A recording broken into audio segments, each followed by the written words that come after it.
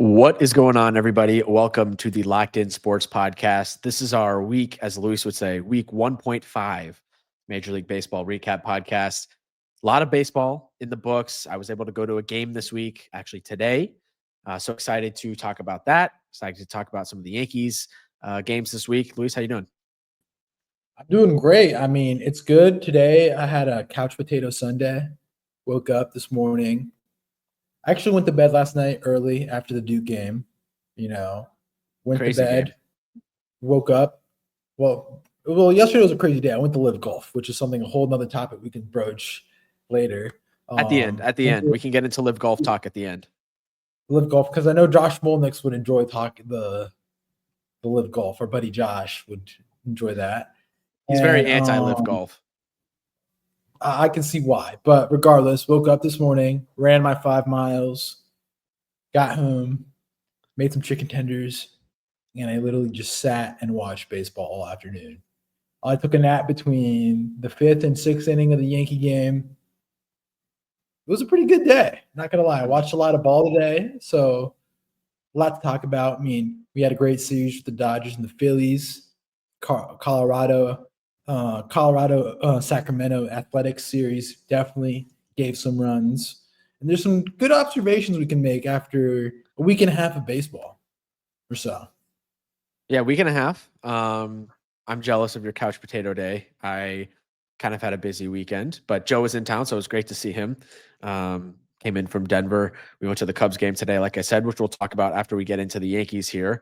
Watched the Duke game out last night. That was crazy. I feel bad for Duke fans. I think that would be honestly a really tough loss to get over if I was a Duke fan. It would take me some time. I mean, they were up like 14 with 5 minutes left. So I'm glad that didn't happen to my team. I hope Houston wins. I'm kind of rooting for Houston in the national championship. Hey, that White Lotus meme's going triple platinum. Like the one that I sent you in the group chat, like not trying to spoil the show for anybody, but like when that episode happened, it was like at the start of March before the tournament started. Everybody's like, oh my God, if Duke loses, like saves and drafts. Everybody had that picture saved in their drafts and hit post when it came. And I think it came beautifully last night. But in regards to who do I have winning, to keep good standing of where I currently live, I know they wouldn't care, but I'm not trying to get, stoned out here. I'm not trying to get ran out of town like John Calipari did with Memphis and Lexington, or Sean Miller from Cincinnati. I am rooting for or Juan Soto from the Bronx. I am rooting for Florida. But who do I think will win? I think Houston. Houston's just a team full of dogs. They got dogs, and that's what matters. Like they outdogged. And it feels like they kind of got the, I don't know, bit of stroke of luck heading into the game after what happened last night. So I'll go with Houston too. I think they're a slight favorite. But anyway. They got home court too. It's in San Antonio. Like that drive Houston to San Antonio is not that far. I mean, hey, I'm telling you right now, it's going to be a very, very interesting game tomorrow night, but we have baseball to talk about.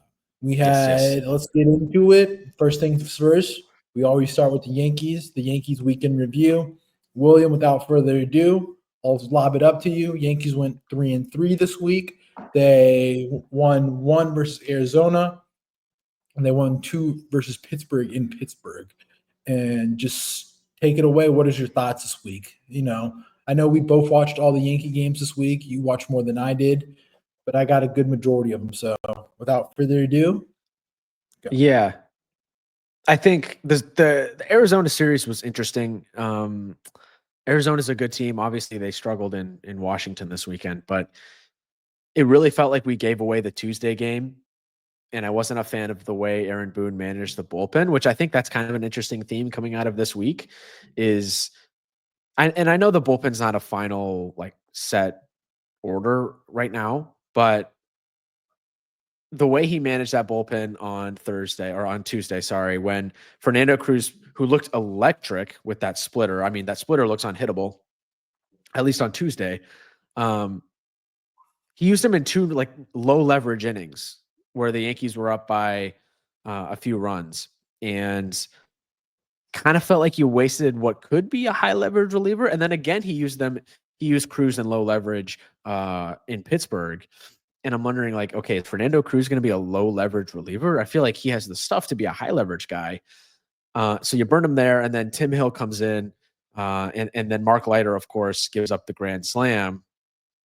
And then Ottavino, we added him for a couple days. He actually looked pretty decent, and then you DFA him when you bring back Devin Williams.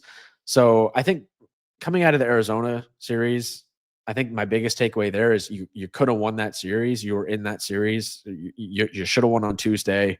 Obviously, you won on Thursday, so it should have been 2 out of 3. Zach Gallen was incredible on Wednesday. Was it 13, 14 strikeouts? It was really the one game this season so far that the Yankees have been shut down completely. Now, I would say they really haven't faced anybody great outside of Corbin Burns and Zach Gallen, and they lost both of those games.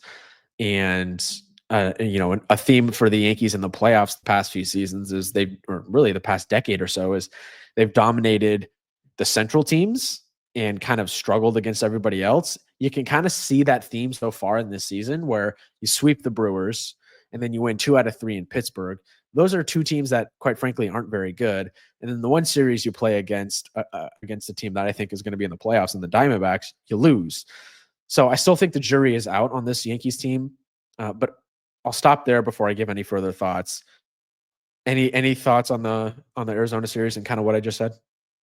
Well, I kind of disagree with you with the whole Tuesday game, in the sense that, Boone mismanaging the bullpen. I kind of feel like pitchers didn't execute on Tuesday. Mark Leiter Jr. did not execute. And that's what kind of happened. And you can't expect Fernando Cruz to be given these high leverage spots like immediately. Like, you have to earn the manager's trust, and you kind of expect, like, hey, like, if you produce good starts and good outings like consecutively, you're going to earn that playing time. And I know Michael K today made that point with Oswaldo Peraza in the 10th. It was in the 11th, excuse me, when they were. It was a tie game 4-4. He's like, if you keep hitting like well and you keep making plays in big leverage spots, you're going to earn yourself playing time.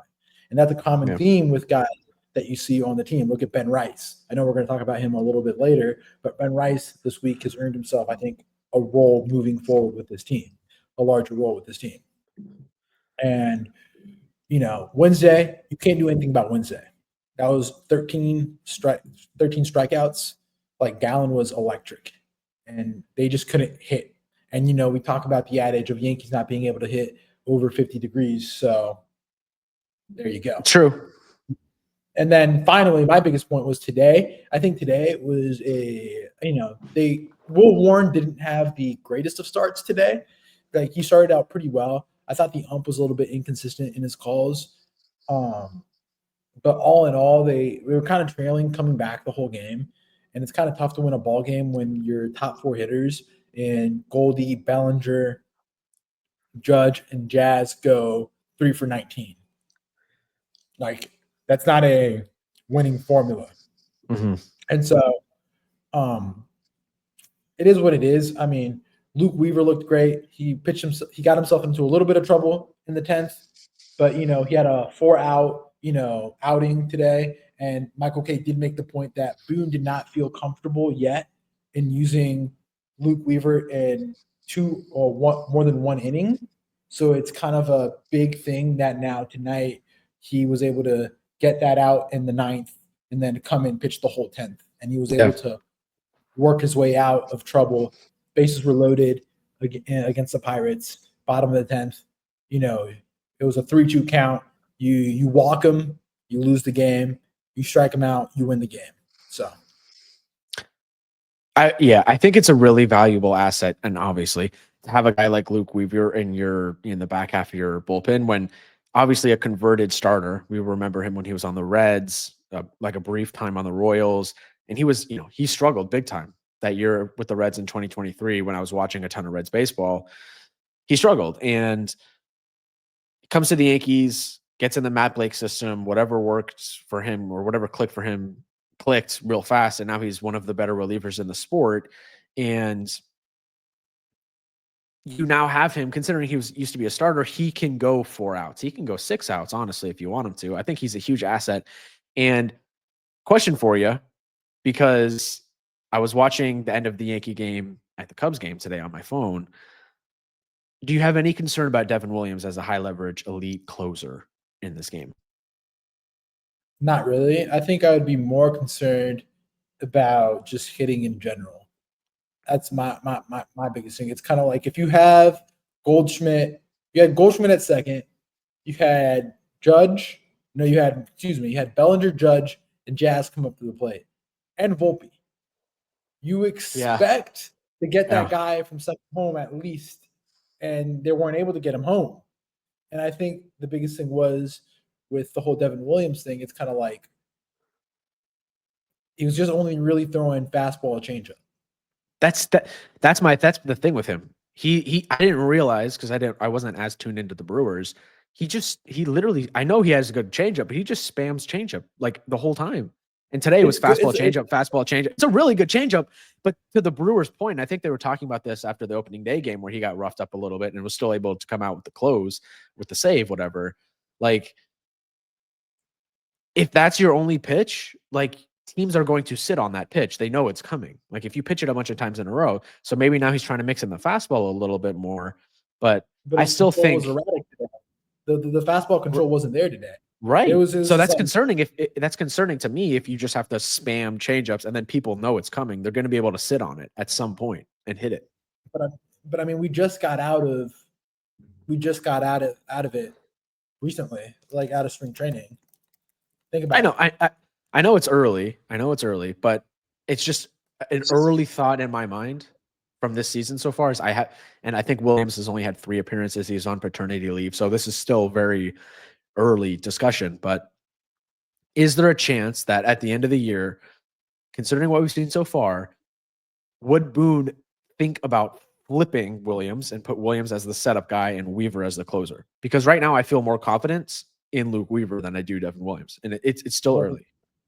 Well, the thing is, then you nuke you probably don't nuke his confidence, but then you nuke any sort of trying to return next year, and that's going to be something that management's probably not going to allow. But like, think about it.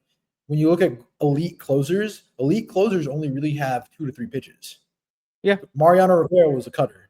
Josh Hader, for the longest, we thought was the pinnacle of top closers in the game, and it was sinker, slider, changeup.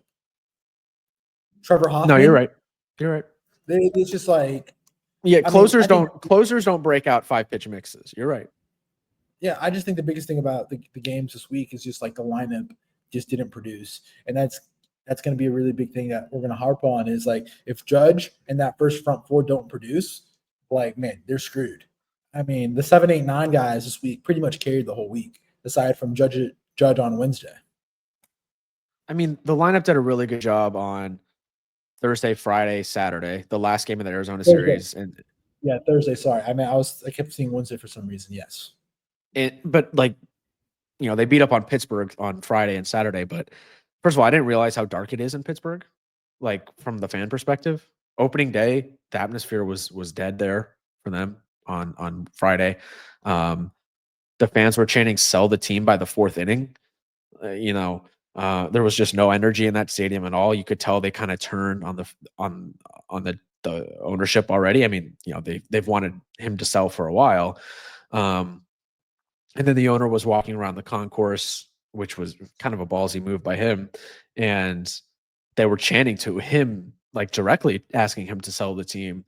And I wrote about in my Substack this week, which, go ahead and subscribe. I'll drop the link into the show notes. I wrote about extensions, and we'll get to that later. It's kind of the theme of the week, but it just feels like there's no chance that Paul Skeens is going to re-sign in Pittsburgh. They don't spend money. The energy is just not there. And me, Joe, and Andrew were talking about teams that we would most want to play for in Major League Baseball and teams we would least want to play for in Major League Baseball. And one of the teams that came up was the Pirates, just because they don't spend any money. And, it's a great fan base. It's a great stadium, but it just doesn't feel like they're trying to win. I don't think I realized just how bad they are. Like, that team is not good. Yeah, even today, I mean, I just feel like they just need a change in leadership too. I mean, we're year 3 or 4 of O'Neal Cruz. Yeah. Did you see the play where Austin Wells hit a triple? In no world, Austin Wells should hit a triple. Like that Yeah. lack of effort in fielding in center field was ridiculous. Like in no world he should do that.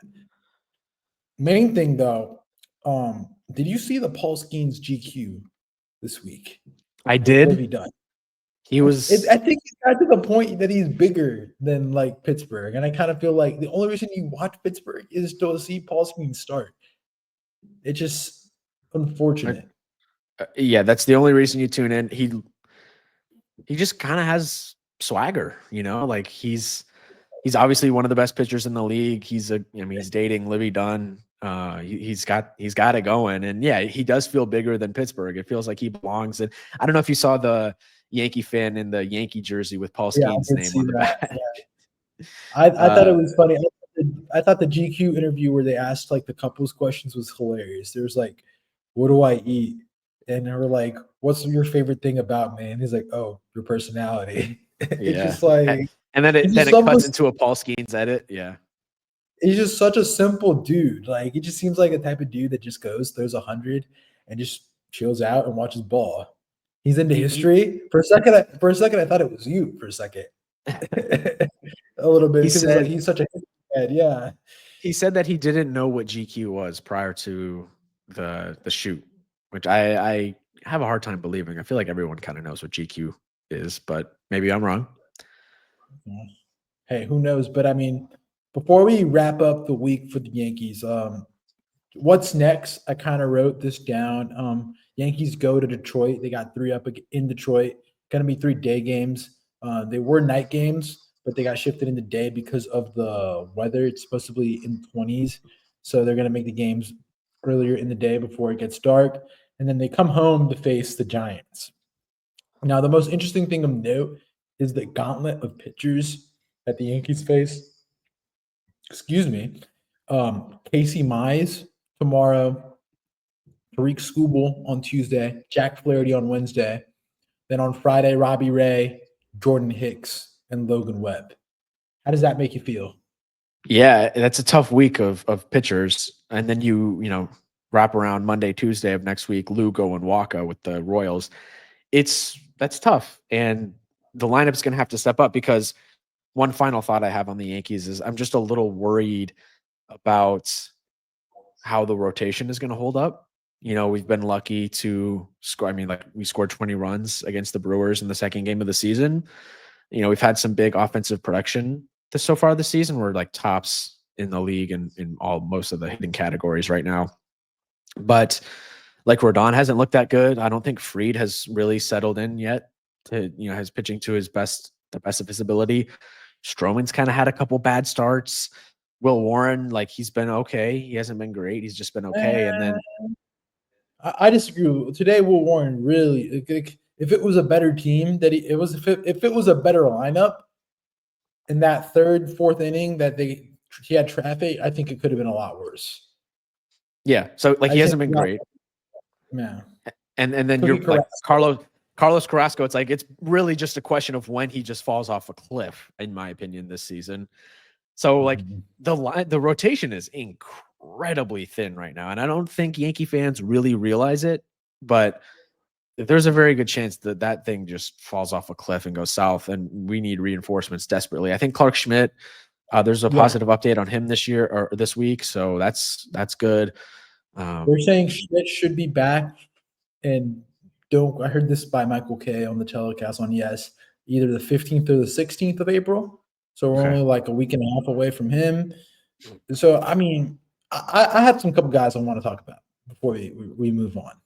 What do you think about Anthony Volpe? Just quick hitters. Anthony Volpe this week. I mean, there was a point where he had 4 hits on the season, and all 4 of them were home runs. He's got to round out that production. He's okay. He's okay at the plate. I don't think I still don't think he's like cemented himself as the Yankees shortstop. Like I don't think he's in that conversation of like we need to extend this guy right now. The defense is really good though. He is a good defender. And he is hitting 297. He's hitting 297, 4 home runs, and 12 RBIs on 11 hits. Like he had a really good weekend in Pittsburgh. Ben Rice, what do you think about him? I love know Ben Rice. I love Ben Rice. Go look at Ben Rice's Savant page. Or Ben Arroz. Ben because Arroz. he is fluent in Spanish, and it just catches a lot of people by surprise. So Ben Rice is actually nuking the ball right now. I mean, he was the talk of spring, and now he's like, we were talking about it Friday. He's working like as a leadoff hitter. He's doing like he's putting pressure when he gets on first base. He's working the count, working the pitcher. Like that's what you want out of a leadoff guy. I really like him in the leadoff spot. You know, he, like you said, he gets on base. He can hit for power. And I mentioned his Savant page. It looks like a Georgia football game. I mean, it's just a sea of red. I didn't like, that was something that last season, you know, he wasn't really known for. He wasn't hitting the cover off the ball. Like he came into spring training this year and it's like, whoa, this guy's exit velos are popping and he's got some real power. Maybe he's just finding some more confidence at the major league level. I'm not so sure, but I think he's kind of cemented himself as an everyday player this season, which is really exciting because I talked about it in the preview podcast. Like we know Aaron Judge is going to be good. We know we're probably going to get decent seasons from Cody Bellinger and Paul Goldschmidt and Jazz. Jazz has been incredible so far this season. Like those guys will probably be there. But what really is going to swing this Yankee season and determine if they're pushing for another World Series or if, you know, maybe they're pushing for a wild card spot is if guys like Ben Rice, Anthony Volpe, Jason Dominguez, Oswaldo Cabrera, like if those guys can step up and have good seasons, which, you know, so far they have at the plate, that is going to be extremely huge for them. And so far, I think the way those guys have been playing, offensively at least, the Yankees have looked like the best team in the American League East.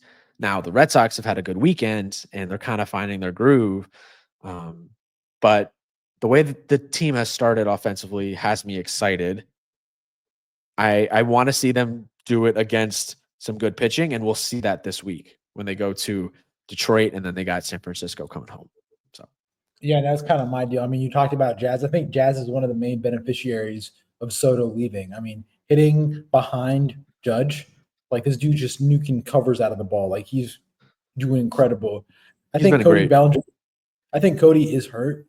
He did sit out Friday and Saturday with a sore back because I don't think he's fully clicking at the plate yet. Yeah, his defense was great today. Like he definitely extended the game defensively out. You know, and that's something that the Yankees really wanted to do this offseason is get better defensively. And I think we can all tell like the middle infield defense is better, and then the outfield defense is a lot better. With Judge going to right, Cody being able to play center and right, and then the only question mark is Dominguez, but that's a work in progress. We're not going to get too deep into the Dominguez. I know we had it as a note this week, but I mean, they left him in there today. He had a good weekend. Yeah. Yeah. So, and I think Bellinger kind of strikes me as a guy that is just better when the weather is warm. You know, he's from California, played with the Dodgers. I don't know. It kind of just strikes me as one of those guys. He's an Arizona kid, specifically. Arizona. Sorry. Like Chandler, Arizona or something like that. Like Chandler, something like that. His dad, So, yeah. But regardless, good week for the Yankees. I mean, you would expect them to eat all the meat off the bone. They did leave some meat on the bone this week, especially today's game and Wednesday. Tuesday, excuse me. But hey, there's these growing pains. It's early on in the season. As we move on today, William, let's talk about this NL East. Let's talk about it. NL East is right now a very interesting division. I mean, the Phillies had a big series this weekend versus the Dodgers. They're 7-2. The Mets played the Jays. They're at 6-3. They played the Jays and the Marlins this week. Marlins are in third at 5-4. And I think the most surprising thing about this division is that the Braves are at 1-8. And yeah, that's crazy. They got swept by both the Padres and the Dodgers, and they came home and they won their home opener on Friday night, where they just pretty much took out all their frustration on the Marlins on Friday night. And then yesterday they lost. And today's game got rained out.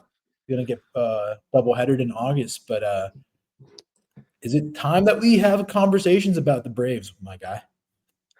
I mean, statistically, it is because I think there was that stat that no team that started out 0-7 before has made the playoffs. So the Braves would have to make some history if they're going to end up making the playoffs. I think we talked about it a little bit in last week's pod because it was breaking news out as we were recording, but the Jurickson Profar loss is huge. That's a dude that had a career year last year, and now we know why. It was like kind of an outlier in his whole career. Is the one season that Whoa, he. whoa, whoa, whoa, whoa, whoa, whoa, whoa. We can't say that because he was in San Diego last year and he was really good, and then the week before he was bad in Colorado, and then the year before that he was really good in San Diego as well. Maybe not all-star level, but there's that Okay. blip Colorado year. Well, yeah. Either way, like his best year was when he was juicing, and that was the dude you were relying on to hold down left field and push to be an all-star for you. He's gone, for 80 games, and he's not going to be able to play in the playoffs. Huge loss. You have no one really producing at a high level. Like Matt Olson has 1 home run. He's hitting 233. Austin Riley, like he's hitting 143 with a 468 OPS. He hasn't figured it out yet. Only 1 home run for him so far this season. Ozzy Albies isn't hitting. Like they're not hitting. The one bright spot for them this season has probably been Spencer Schwellenbach, who had a really good start this week. I think it was against the Marlins on Friday. Yeah, the Friday night game. The Friday night game pretty much did wonders for the team. I mean, they nuked the ball. They put up like 10 runs, and it was homer after homer after homer. Like it was just a parade.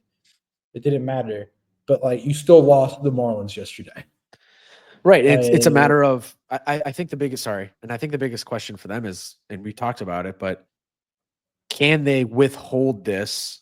Can they figure it out until Acuna and Strider come back? Because when Acuna comes back into that lineup, you would think everything else falls into place.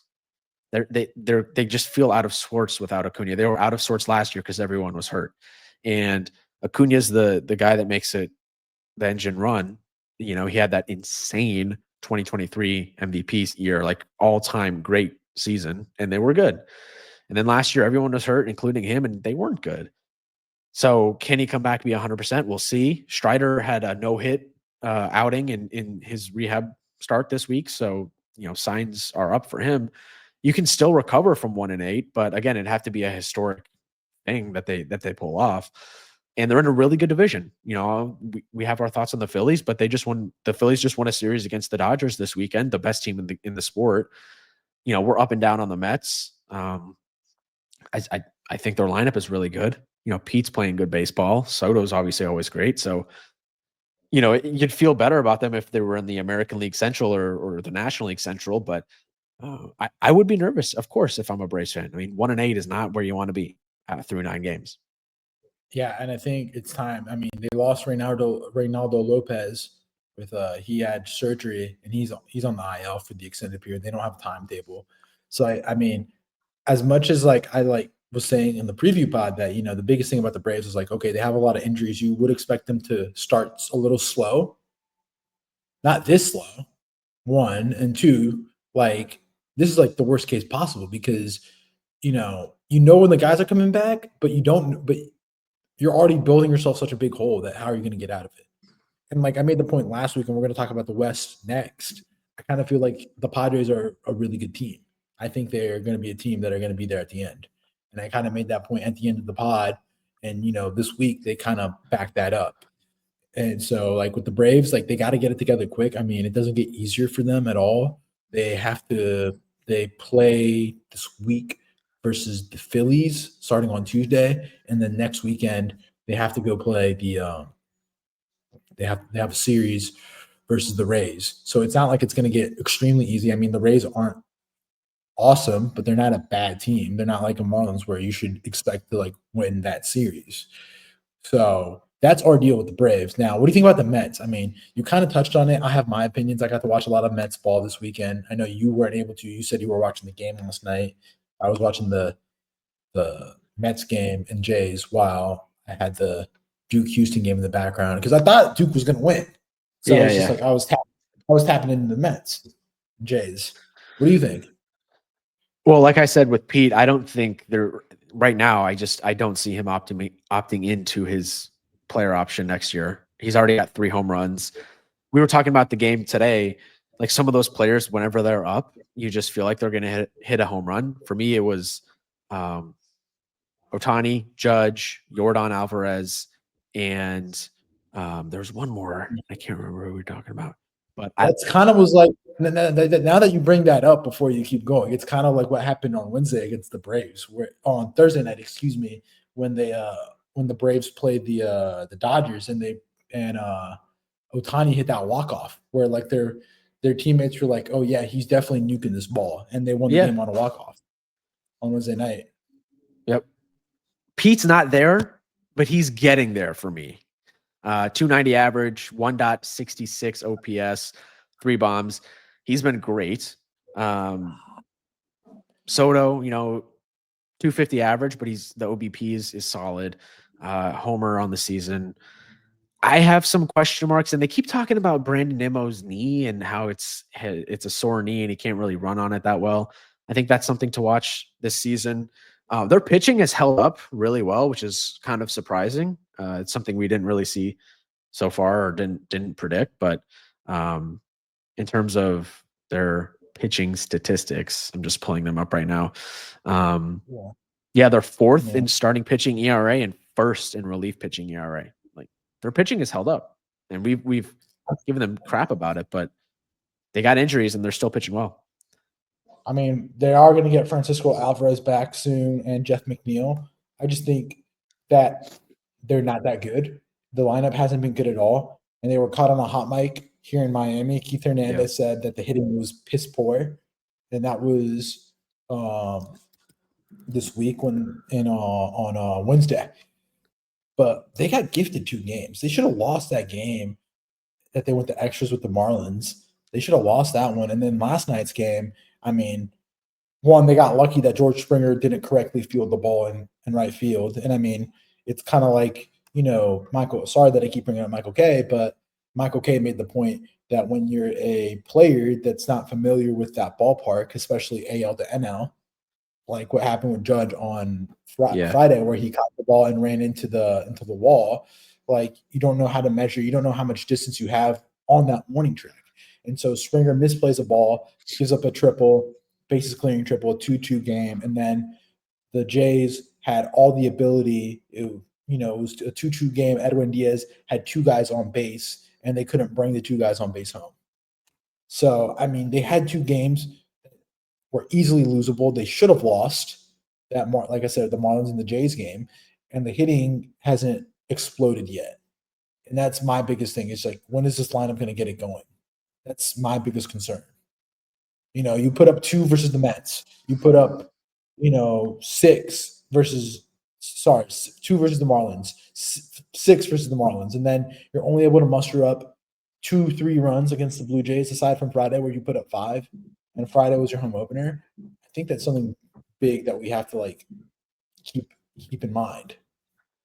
Well, the good news for them is they get the Marlins again this week, and then they go to Sacramento, which seems to be a hitter's paradise.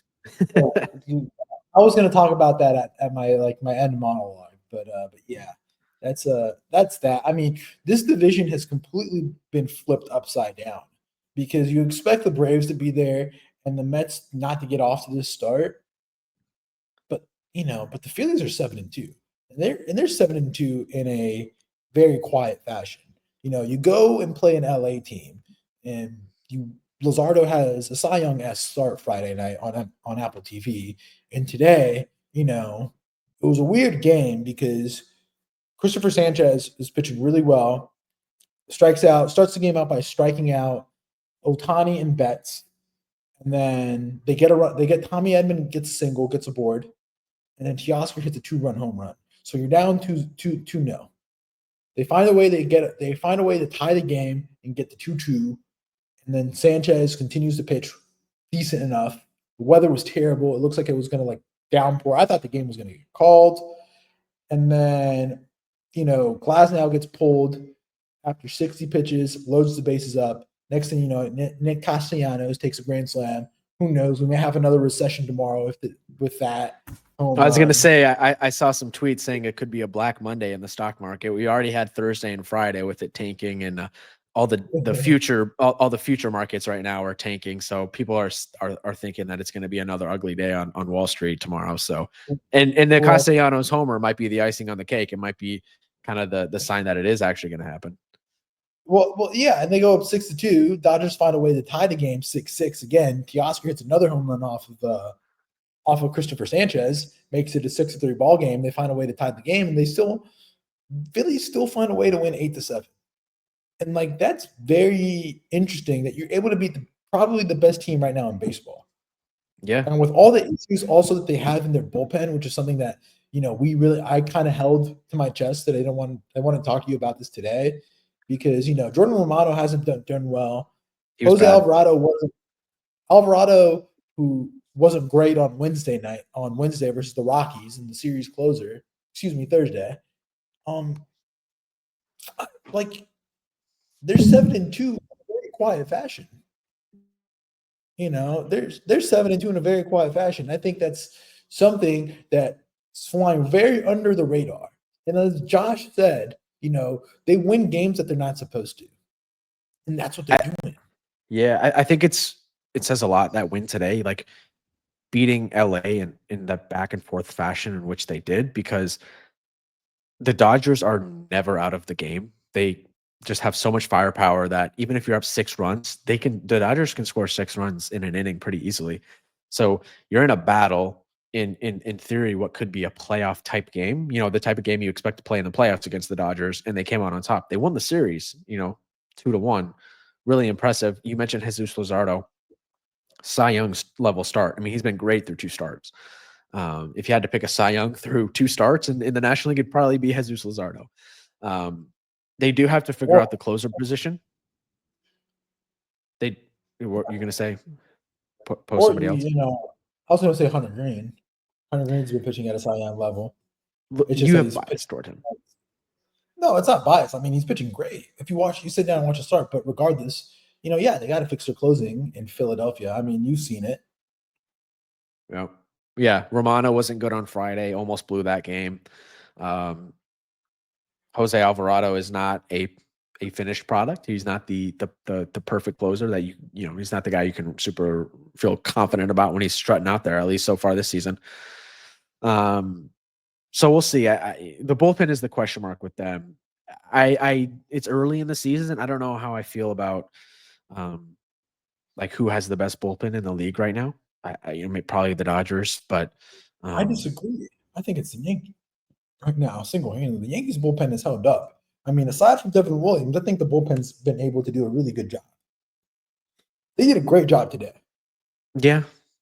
And they've done a great job. I mean, but like regardless to the Phillies, like the bullpen's not a finished product. And I feel like bullpens are something that, it's very hit or miss. You can make the argument that everybody's bullpen right now is very much an unfinished product because everybody's still trying to figure out rules. You saw AJ Puck the other night surrender a homer to the Yankees. Guess who got the closing? Guess who got to close the game in Washington? Was it Justin Martinez? Dude, he's incredible. That dude is 100 nasty. mile an hour sinker. Like, yeah. Like my whole thing is, the Phillies are winning games with a bullpen that's not that good yet. Like they don't have the end product yet. And they're winning games.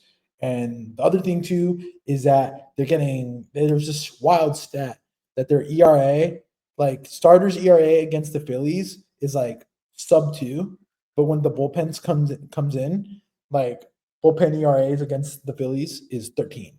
So like the hitters get better as the game goes on. And that's pretty scary that their lineup isn't hitting on all cylinders. Trey Turner missed some games with injury. Edmundo Sosa's hitting really well. Like something's going on there that needs to be talked about. I mean, I had them in I think the NLCS. They're one of the best teams in the National League. They're going to be there at the end of the season. It's just a matter of if they can get it done in the playoffs. I think they will. I think this is the year. I think when Doring was on, Josh was on this year. I think they are. So a team that I think could have the best bullpen is San Diego. I got to see them in person today.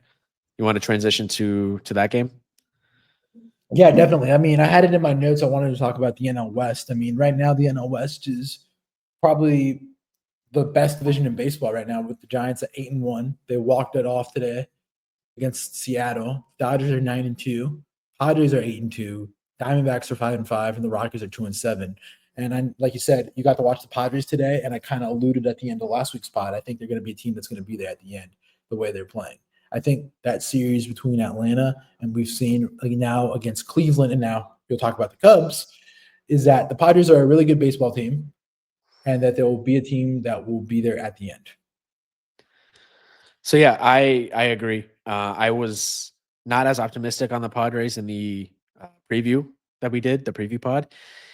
But after seeing them today in person in Wrigley, I'm kind of all in on the Padres, honestly. The lineup is really relentless. You know, you lead off Fernando Tatis Jr., who I think is one of the more underrated players in the game, just doesn't get really talked about when you talk about the best players in baseball, but I think he's in that conversation.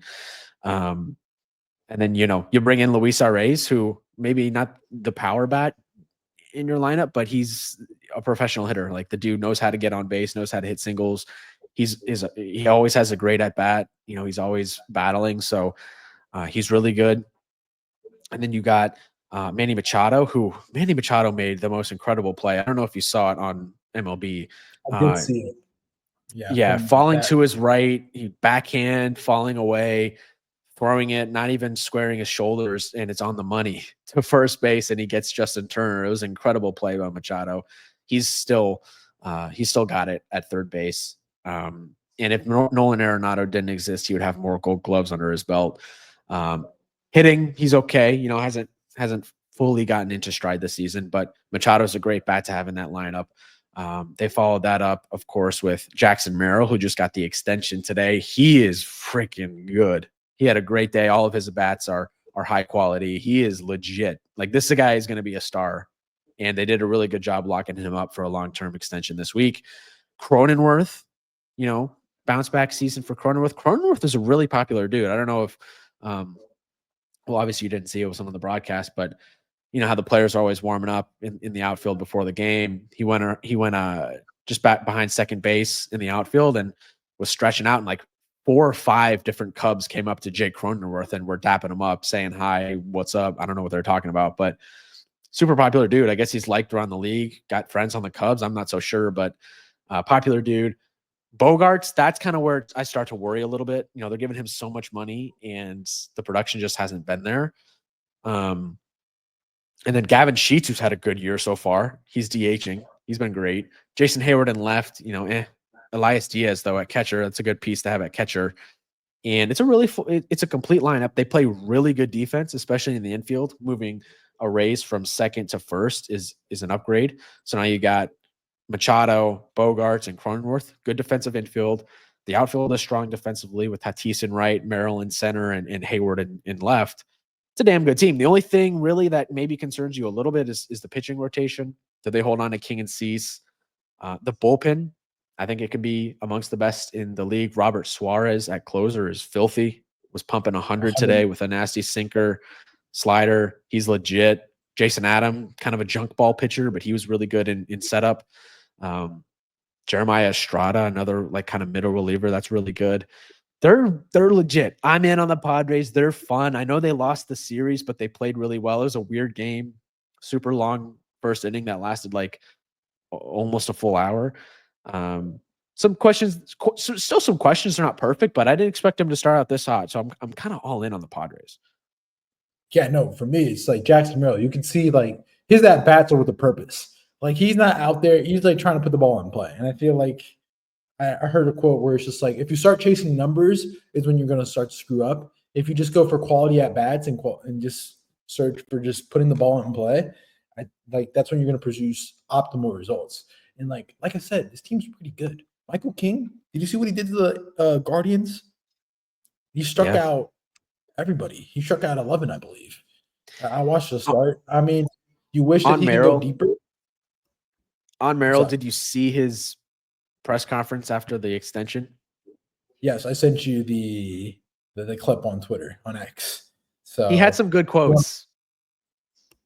Yeah, I'll leave it at that. He had some good quotes. He's a guy that seems pretty confident. I like him a lot. he seems loyal to the soil to me. Something a Yeah. lot of players these days aren't loyal to the soil. But I mean, with the Padres, I mean, it's a really good team. I mean, they're fun. They, like you said, the whole Bogarts thing. But like, hey, if they all click and Machado's bat, it's a little better and Bogarts bat hits, this team could be World Series good. Yeah. And I think the other thing that we have to talk about too is that Mike Schilt, I know we talked about it with Alden a little bit because he used to be the Cardinals manager. Like they're running the base pass. Like Jackson Merrill got a stolen base. They're letting Manny Machado. Like who would expect Manny Machado to be stealing bases in big 2025? That'd be like Aaron Boone telling Aaron Judge to, hey, go steal second. Like you don't see that. You don't see guys that make 300 plus million go for second. Like Manny Machado has never been a base stealer, and like now he's actually going to steal bases. I know he stole one today. It was kind of funny to see. And there was a pitch before that where he tried to steal second and it got fouled off, and he like walked back to first base and everyone was waiting for him. It's like, all right, let's go, Manny. Like, come on, we want to get this game going. I was freezing at the game, so everyone was trying to get out of there. On the Cubs side, unless you have anything else on the Padres. I was going to talk about the West, but like let's hold the Cubs for the miscellaneous chat at the end. Okay. What do you think? What do you think about the West in general? Like the Giants start. We talked about a little about the Diamondbacks. But what do you think about like the Giants, Dodgers? Like, what is your whole overview? Like, did we learn a lot this week about the Giants? I mean, they're 8-2. They won the series against Seattle. They won the series against the Reds. Like something's interesting brewing there in San Francisco with Bob Melvin's team. Yeah, I like them. I was over on them. I was optimistic. A lot of it hinges on Robbie Ray, who he had a good start this weekend, picked up the win. Matt Chapman's playing good baseball. Jung-Hoo Lee is healthy right now, which is huge. Luis Matos is having a good season. He's hitting 357 right now with a 1.43 OPS. Like you got Mike Yastrzemski, who's playing good baseball. They're fun, man. Elliot Ramos. Jung-Hoo Lee is hitting 355-ish. Like he's hitting up there. Like 344, yeah. Well, 344 because he struck out in the bottom of the eighth when I was watching the game. But he's hitting, man. They're a fun team.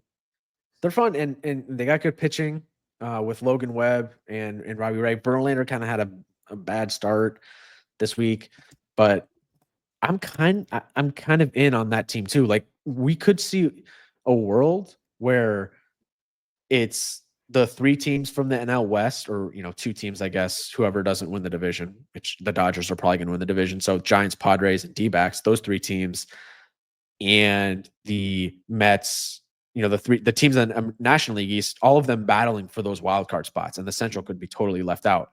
Like it just feels like pretty much every team in the National League East and West divisions are solid. It's going to be a battle, I think, for the wild card spots this year in that league. That's what I agree. And so that's what I totally agree. I mean, both Centrals are a crapshoot. I mean, I don't know. The Giants are hot. I don't know if this is a hot streak or this is like they're good. Pitching does give me a concern, but I feel like if they continue to hit how they're doing, and Jung-Hoo Lee, I mean, it's a full season finally after coming over from Asia. Like, yeah, if this is what we're going to get, I mean, he's a pillar with Chapman and Willie Adames. I feel like they can start hitting. And I think I would be wrong with my preview. So they got the Reds this week. So they're wrapping up the season series with the Reds this week already. They got Hunter Green on Monday night. That'll be a fun game to watch. And then they fly to New York for the Yankees next weekend. So interesting week for them. And then they go Philly on the road too. They get the same three pitchers they faced in Cincinnati. So they get Hunter, they get Loto, and I forgot who pitches the third one. Nick Martinez. Yeah. So, the Reds can't score, and we'll talk about that later. But they stink. Extensions. Let's talk about it. Okay. Yeah. This was the week of extensions. I mean, I'll talk about all of them, and then you pick out the ones that you want to highlight. I mean, first extension that we're going to talk about is Mr. Garrett Crochet. Garrett Crochet got a big deal right as we hopped off recording last week's pod. He got a 6-year, $170 million. Runs from 2026 to 2031 with an opt-out after the 2030 season. It has a $2 million escalators depending on how He finishes in Cy Young.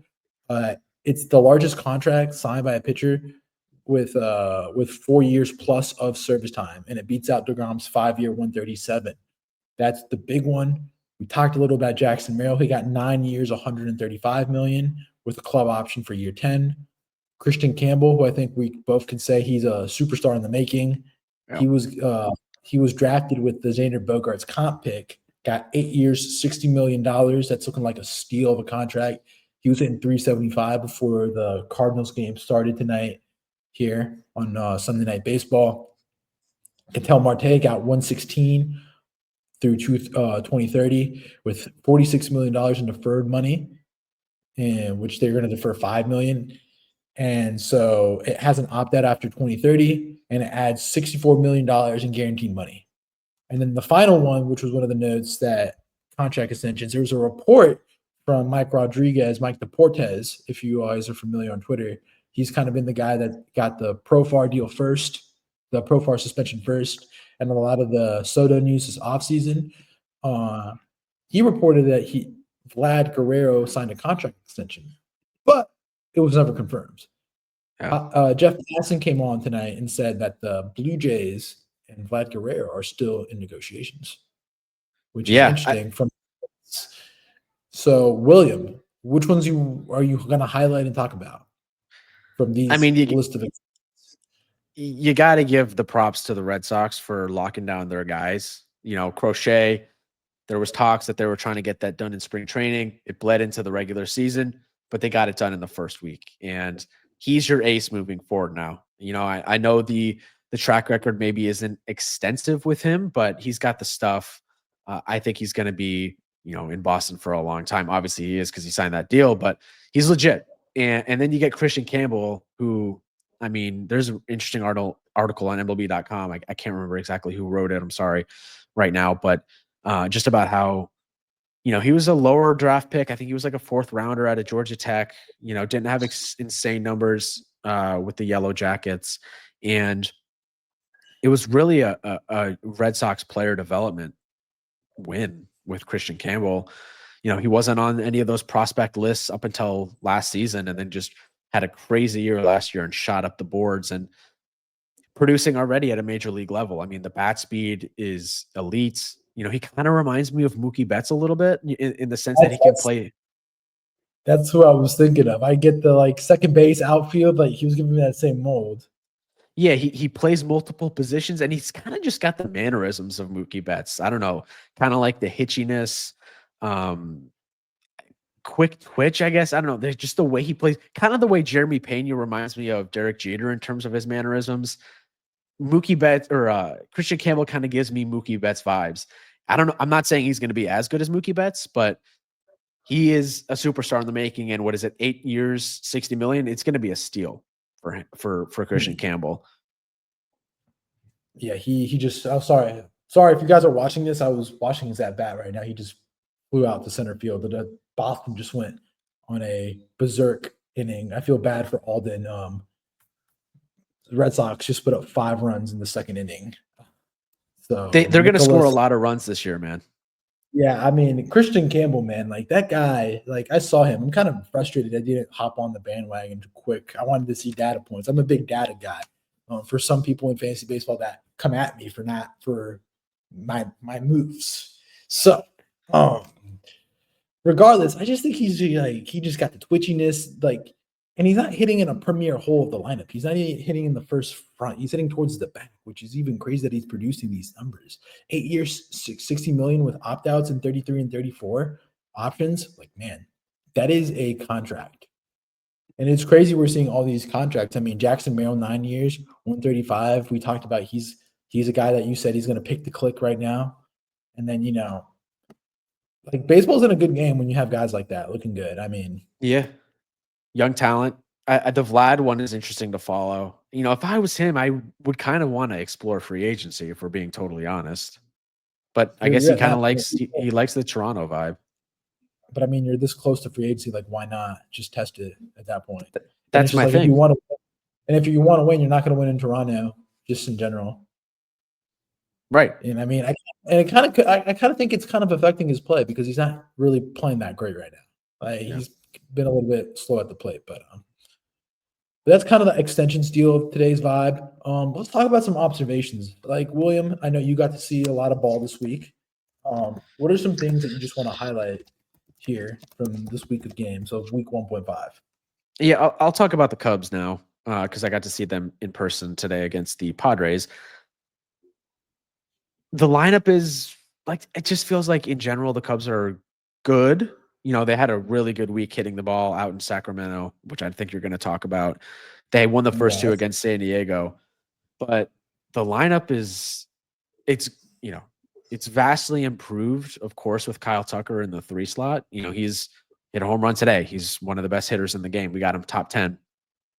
But like Justin Turner as the 4-hole guy, like,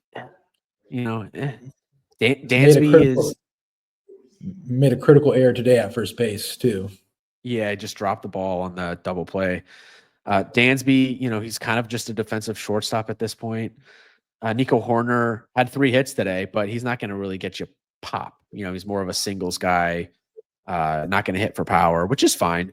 PCA's got to develop at the plate. I know he's early in his career, but he's looking to bunt more than he's looking to hit. At least that was the case today. He's got an elite speed and he's a really good defender. So he's got a really strong floor. He's going to have a 10+ year career, even if he doesn't figure out the bat part of it.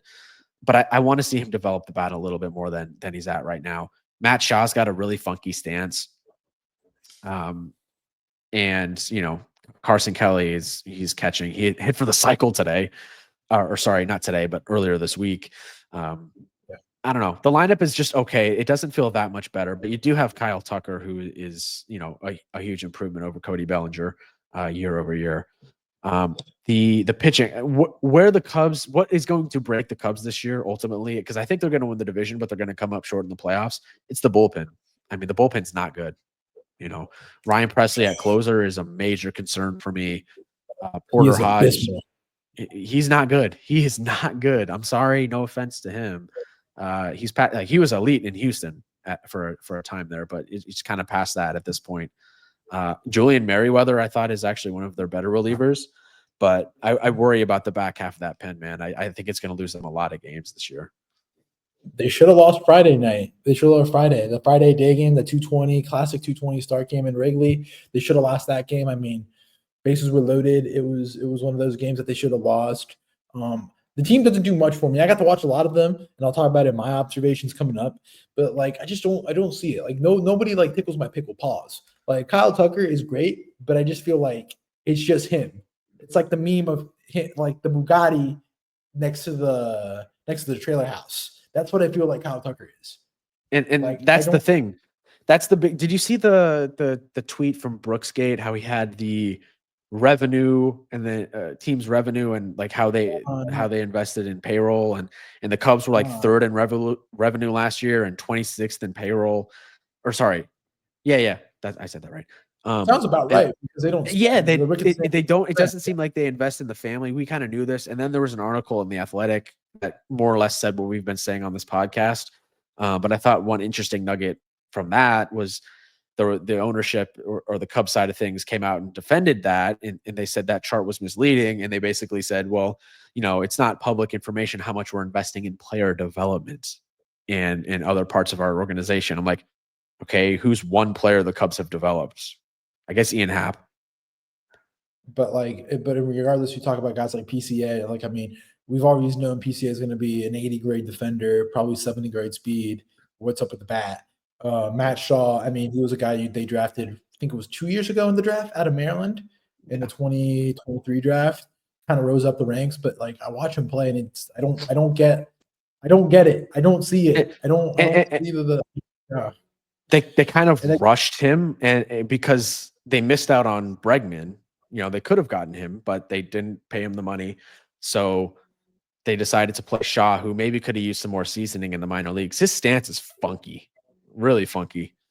So he has good defense, decent defense. Like I saw him make a couple plays that he looks the part defensively at the major league level, but just I don't see it. I get Matt Mervis vibes. Like I was like, where's Matt Mervis at first space? Not him, but like where's Matt Mervis? Where's Patrick Wisdom? Where's like your Frank Schwindel's? Like, Pete Wisdom's. Yeah. Patrick So Wisdom. Patrick Wisdom. I thought it Did you was see Pete. Patrick Wisdom is hitting absolute nukes in Korea? I think he hit like a home run in 4 straight games or something crazy. I love like when I go to the gym. It's kind of funny you bring that up because like when I go to the gym, I'll be leaving my apartment around like 4:30 ish, 5 o'clock, and that's like when like I follow these Japanese KBO and like MPB accounts, and they'll show me like, oh, here's Yasiel Puig hitting a grand slam or some random MLBer that was like in the league a couple years ago, like a Patrick Wisdom hitting nukes. So Yeah. yeah, but yeah, no, I And mean, for my as only bad as this, other yeah, I was gonna say for as bad as the Central is, I mean, you can take it away with that. Like, the I was Central's gonna just terrible. say, yeah, like the Central divisions are really bad. It's just not good baseball. We knew that. So my only other thought is I'm a little worried about Seattle. I think that San Francisco series might have been more about just not good Seattle is versus how good San Francisco is. The bullpen knows how to blow games. They still can't hit. Like nothing new there. Yeah, Seattle's Yeah. disappointing already. I know you were with Andrew today, and we know we had Andrew on the pod recently. You can talk about like how rough that Detroit series was. That Detroit series like was rough. Like they were out of the game like within the second inning last Monday, and Tuesday they lost too.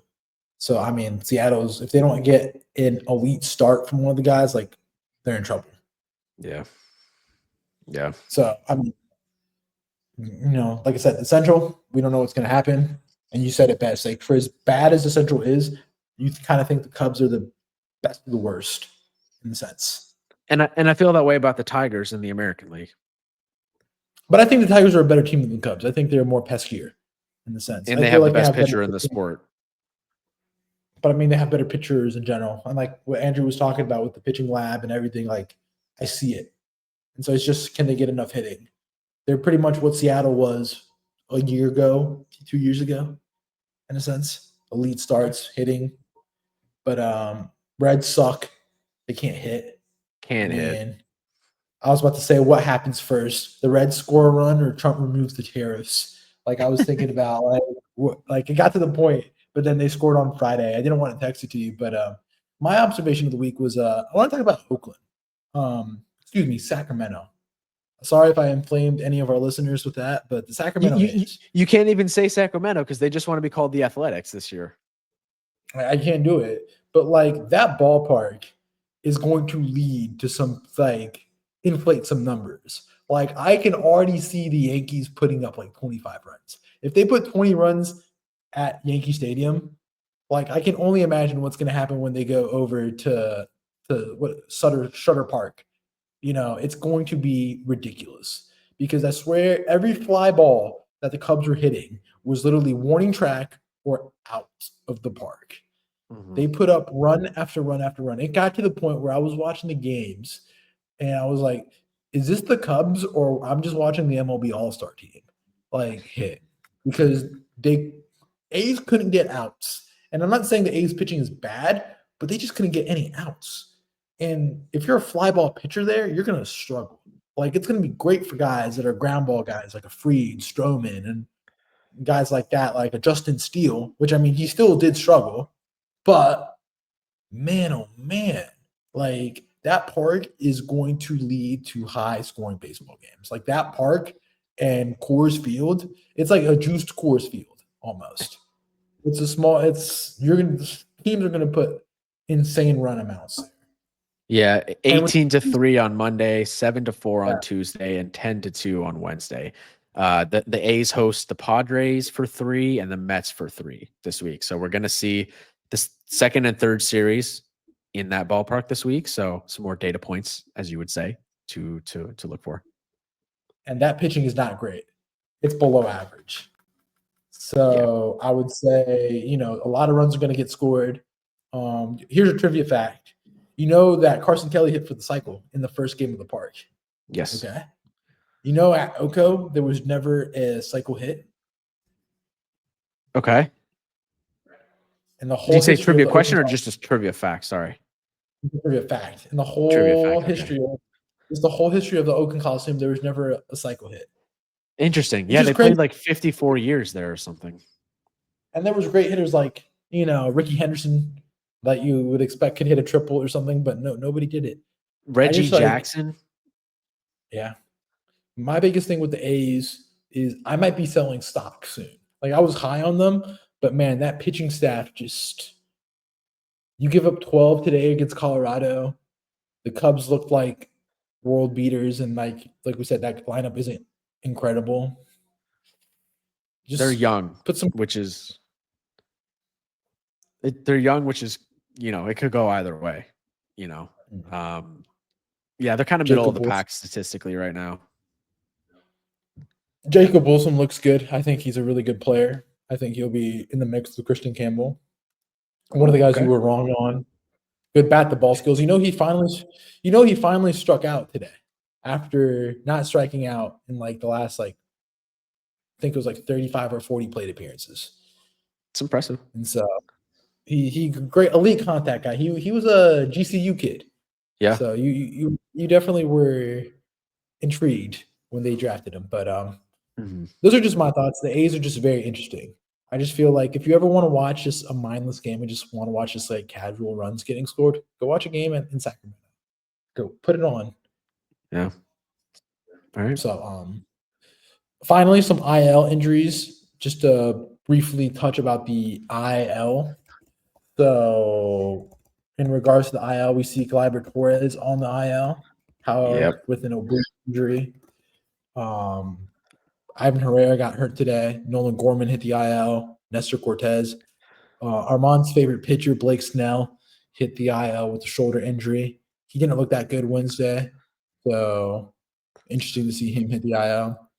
Freddie Freeman, the ankle.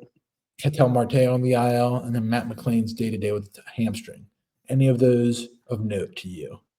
To me personally, yes, Ketel Marte and Gleyber Torres, because they're both on my fantasy team.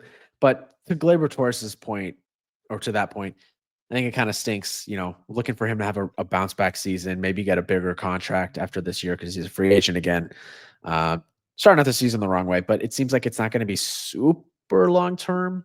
I think he's hitting off a tee again. I mean, it's going to be longer than the minimum, but maybe he'll be back like end of this month, early May. And then Marte, that stinks for the Diamondbacks because you got to keep pace in that division. They're 5-5. Everyone else is like 8-1, 8-2. So just something to watch there. Sorry, I heard. It sucks for the Ketel Marte, but funny play just happened on Sunday Night Baseball. Jordan Walker, he is currently mic'd up right now at the bottom of the third, 2 outs, and they just hit a single out to him, and he misplayed it while he was on the mic talking to the broadcast. So yeah, but any series of note to look at this week, William? Any ones that you're keeping your eye on this week? Yeah, I think that Phillies-Braves series is going to be interesting. That one's in Philly starting on. No, sorry, it's in Atlanta starting on Tuesday. I'm gonna have my eyes on that one. I think Yankees Giants will be fascinating. Also, Cubs Rangers early in the week will be good. You got Baltimore Arizona this week, which I think could be good. We didn't talk about Baltimore. We can maybe save some thoughts on them for next week. And then over the weekend, I'm probably going to go to Red Sox White Sox at some point, maybe Friday or Sunday. So check the Red Sox out in person. Cubs-Dodgers could be good. And then, finally, I think just interested in the athletics in that stadium. So Mets going to Sacramento, see if they can hit like a bunch of home runs in that one. Yeah, no, Sutter Health Park. You definitely should watch a game at Sutter Health Park. Not Sutter Home. Sutter Home is the wine company, if you are familiar. There you go. There you go. But I mean, hey, week 1.5 is in the books, William. How we feeling? I got week 2.5 next week. Scheduling note, week 2.5 podcast will be out Monday, as I will not be able to record next Sunday. So don't be alarmed. We're all alive. I'm just not going to be home next Sunday night. So keep in mind that week 2.5 pod will come out Monday. Anything to close out? Any note? No, I just think it's really nice to have baseball back. And the best part about baseball is there's a game every day. Exactly.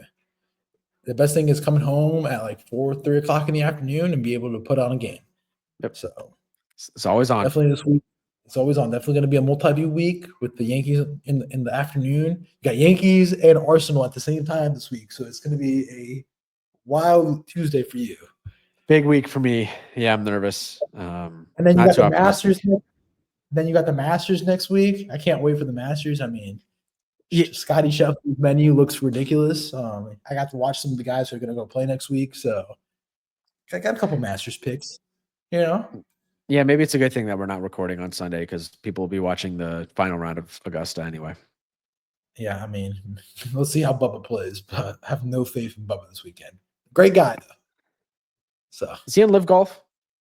Yeah, he is in LIV Golf. I actually talked to his caddy yesterday. Oh, that's cool. How'd that happen? Yeah.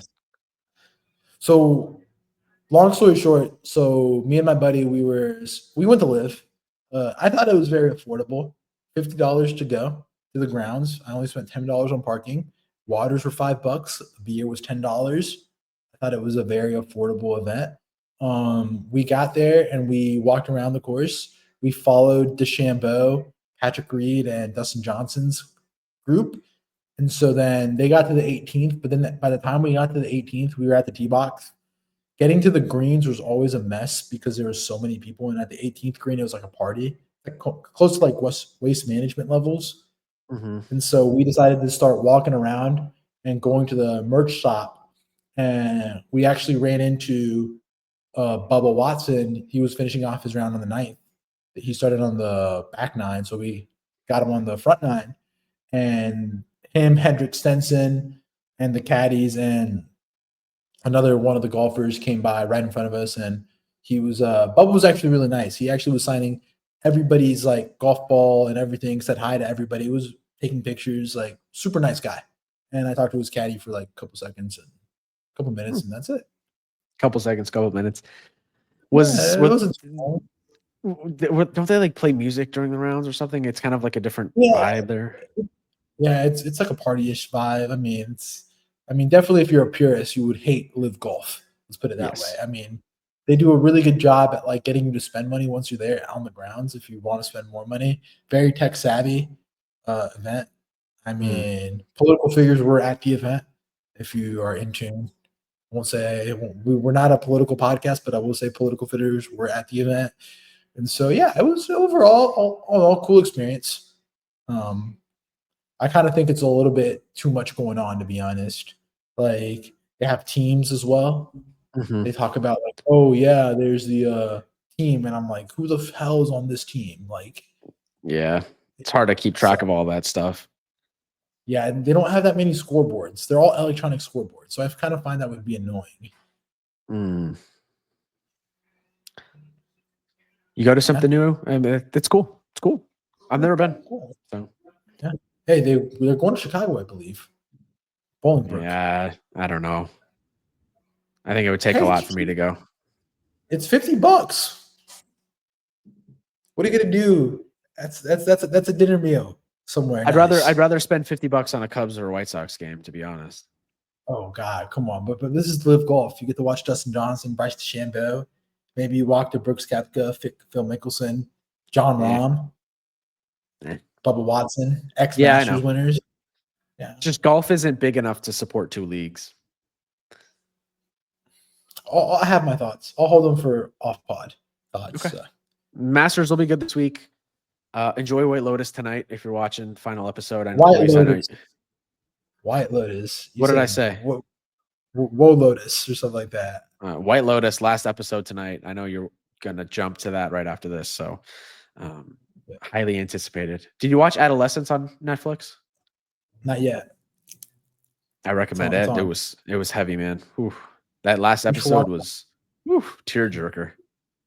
They're saying tonight's a tearjerker for White Lotus. It's an hour 30 minutes, so everybody's like tapped in tonight. I know everyone's talking about it at work, and I can't hold up to the conversation because I don't watch it. So I feel kind of left out. You gotta watch it. Yeah. There's too much baseball on, man. I'm locked in on baseball. What's on tonight? You're not gonna watch the Cardinals. I mean, Alden's giving us the reviews on. No, I know. Red Sox are already up by 1 million. Red Sox are already up by 1 million runs. I'm just gonna make dinner and go to bed. Edit this podcast. But All anyways, right. that wraps up the podcast 1.5 this week, MLB. Thanks for listening. Keep it locked in sports. Make sure you follow us on YouTube, X, and Instagram at Locked In. Also, we just started the Substack.